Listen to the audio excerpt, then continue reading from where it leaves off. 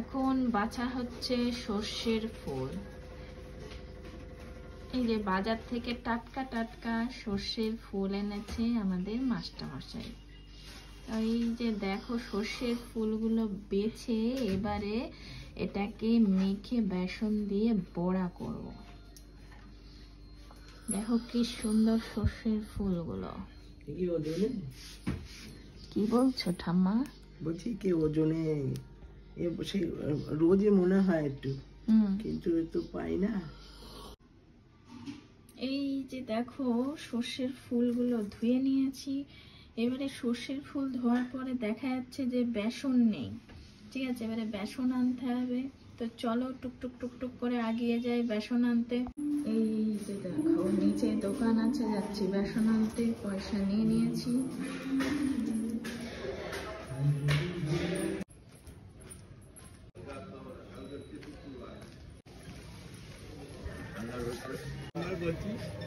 বেসন দেন কাকু।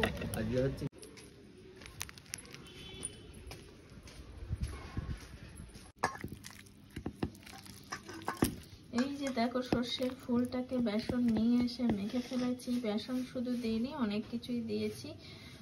তো খাবার সোডা, তারপরে একটু চিনি দিয়েছি, একটু কালো জিরে দিয়েছি, হলুদ, লবণ, হ্যাঁ, কর্নফ্লাওয়ার, অনেক কিছু দিয়ে এটাকে মেখে ফেলেছি। এইদিকে দেখো তেলটা প্রায় গরম হয়ে গেছে। তো শাক এই যে আমাদের ঠাম্মা দেখো, হ্যাঁ চুলের কি অবস্থা। ঠাম্মা তো পাগলের মতন থাকে জানোই, চুল টুল আঁচড়ায় না। এদিকে দেখো ঠাম্মা বেতর শাকটা বাচ্ছে। ঠিক আছে, শাক তৈরি হবে।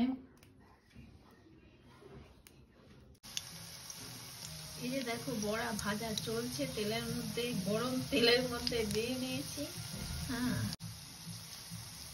তো ঠাম্মা তো কদিন আগেই বলছিল সর্ষের ফুল খেতে খুব ভালো লাগে। বলো এই সময় সর্ষের ফুল হলে খুব ভালো হতো, গরম গরম বড়া খাওয়া যেত।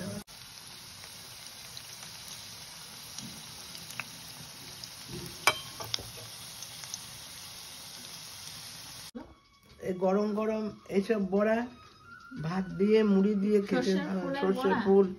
সর্ষের ফুল, তারপরে এইগুলো কি বেতর শাকের বড়া, বেশ লম্বা লম্বা এরকম করে দিতে হবে, চুবাতে হবে আর ফেলতে হবে, এত বড় বড় হয়ে যাবে দিয়ে।